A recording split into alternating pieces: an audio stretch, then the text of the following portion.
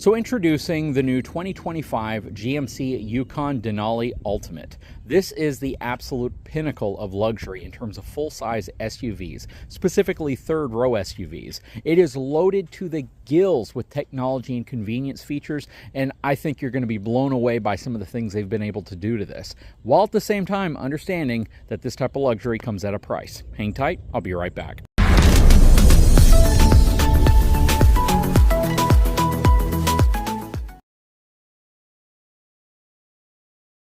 Okay, so the first thing you're going to notice when you walk up to this new 2025 Yukon Denali Ultimate is this absolutely gorgeous high-gloss black grille insert. You know, the Denali brand has always been synonymous with that bold, in-your-face look. And this thing definitely doesn't disappoint. You have a nice matted silver trim going around the outside of the grille, as well as these three projectors on each side that are used for your low beams and high beams. You have LED accent and animated light strips that go around them, as well as LED fog lights, and a beautiful front end. They've done a great job maintaining a really modern, luxurious, and bold look to the front end of these Yukons, but I think it looks really gorgeous. Underneath the hood, you're going to have a 6.2-liter V8. It's the Ecotec 3. It's going to produce 420 horsepower and 460 pound-feet of torque. It's paired to a 10-speed automatic transmission and a four-wheel drive system as well. Now, the engine that I would specifically prefer would be the 3-liter Duramax diesel engine. It is a really, really great engine with absolutely phenomenal fuel economy numbers. It produces 305 horsepower and 495 pound-feet of torque, which I think is more than enough for an SUV like this because it's been absolutely great in our 2023 GMC Denali pickup truck. It's going to come equipped with custom Denali 24-inch wheels with Bridgestone tires.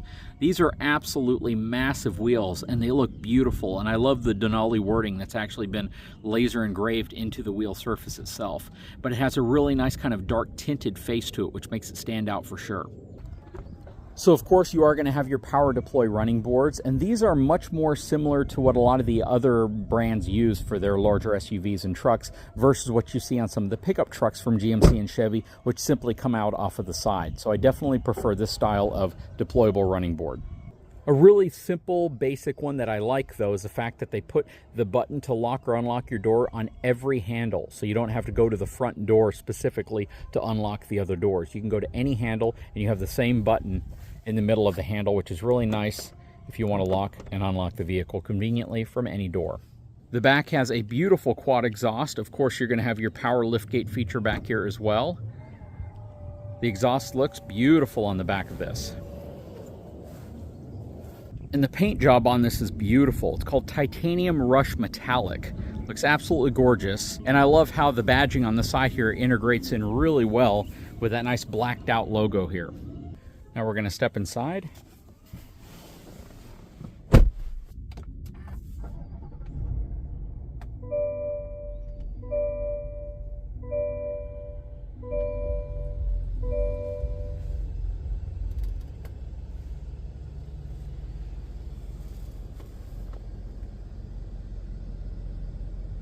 Okay, so now that we're inside, let's point out a few of the obvious things, and then we'll talk about some of the less obvious. First of all, this does have Super Cruise. So if you're looking at the top of the steering wheel and you see some lights that are kind of flashing behind here, they're only visible through the camera. I can't see them without looking through the camera. And this is all related to the Super Cruise hands-free driving feature that this vehicle has. So that does require a subscription, but it does give you the capability of hands-free driving on roads where that's permitted. So what's kind of cool is the fact that there are hundreds of thousands of miles of highways and interstates that are included in this system, and when you're on one of them, you can literally turn on Super Cruise, get your hands off the steering wheel, not touch the gas or brake, and the vehicle will maintain the speed, and it will cruise through traffic, changing lanes with the turn signal automatically. It is such a cool system, and it will include going to a full stop as well as continuing to go after cars start moving again if you're on a road that is in the database. But this system works really well, and I've grown to trust it because I've used it on multiple GM vehicles now and some Chevy vehicles hauling trailers, because it is also compatible with towing trailers, and it just works really well. And the peace of mind that you have definitely gets better and stronger as you use the system more. So when I was testing it out on here, I had no hesitation at all. I felt perfectly fine and safe using the system. The screen in the center here is absolutely massive. It's a 16.8 diagonal touchscreen. So this gives you all sorts of features with this huge display. You have the ability to have custom screens in different areas here. So you can have your navigation up here, you could have your radio station or your satellite information here, you could have your Android Auto or Apple CarPlay information right here, and you can move them to different screens. So it really gives you the capability of utilizing this real estate and this huge screen however you really want for your application. It's really nice. Now they have moved some things around and they've taken some things away. So one thing you may notice is there's no shifter down here anymore. They've relocated the shifter up here. So now your shifter is actually on this stalk right here, and to use it is actually pretty simple. You put your foot on the brake and you simply pull back and move it to the up or down position to switch from drive to reverse, and then you simply push this in to return to park, which is really nice. Now that leaves this super glossy area open and available so you can get smudges all over it if you want. You have your cup holders right here, and then you also have this space here that you can store stuff. It's also your wireless phone charger along with a USB-C and a USB. Up here are all your piano keys, so you can change your air conditioning controls from this space up here. And everything is projected onto the screen. So all of these buttons down here actually coincide with whatever's on the screen directly above them. Your volume control knob right here, your AC vents, and then your start-stop button is located right here.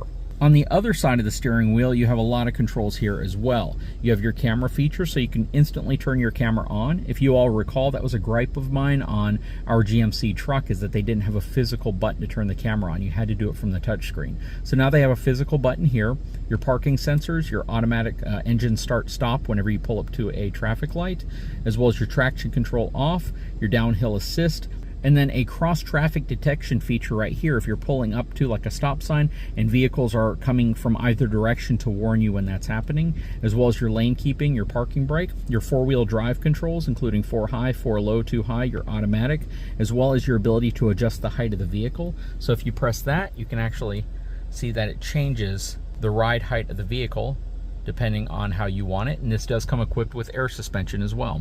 Next to it are all of your lighting and backlight controls here, and your integrated trailer brake controller.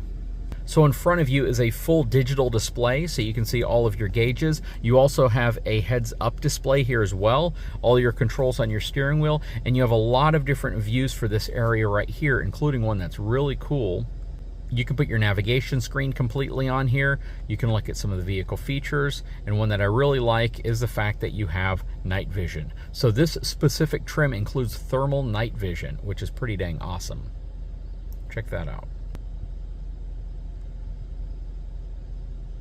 Both front driver and passenger seat are massaging, so I can press the buttons on the side and I can switch to the different massaging features available, which is really nice. And this is actually something that is super handy if you are on a long trip and you want something that kind of relieves some of your back tension if you start getting a sore back. What's also nice is if you get a GMC equipped with these seats, they tend to be a lot more comfortable when you're not using the system as well. So you know that one of my biggest gripes with our 2023 Sierra Denali pickup truck is that the seats are very uncomfortable. They're very firm. However, in this, the seats are actually pretty dang comfortable, and especially if you're using the massage feature. And before we move on, I've had an opportunity to drive this around for a while now, and I can tell you that the driving dynamics of this SUV are fantastic. We'll have another video talking about that, but GMC has their magnetic ride control since this is a Denali trim, and again, because this does have air suspension, complete air suspension, it really does soak up the bumps. And I love the fact that when you get air suspension, it gives you things like the adaptive height, so you can adjust the height of the vehicle over certain types of conditions, whether you're going to be going over off-road conditions or you just need a little bit more ground clearance. But the air suspension is absolutely nice, and it really, really helps the ride on this SUV. Now, as we work our way around, open up the center console here. You have your headphones for the back entertainment systems, which we'll go over here shortly. I absolutely love this stitching. Check that out. It is beautiful, beautiful stitching. You have the ultimate badging right here, and then you also have the Denali mountain range and the coordinates to it right there as well. Also beautiful, beautiful leather stitching on the seats, along with the Bose speakers that are integrated into the headrests. That is pretty awesome, and it looks really, really nice. You do have a panoramic dual pane sunroof up top up here. You also have the camera rear view mirror, which is becoming more and more popular on your higher end vehicles, and even on some mid-luxury vehicles. All of your controls are right here, including your OnStar. Now, one thing I had to look up because I couldn't find them were where the HomeLink controls are, because typically on a GMC they're right here because that's where they are in our Denali pickup truck, or they're on the mirror.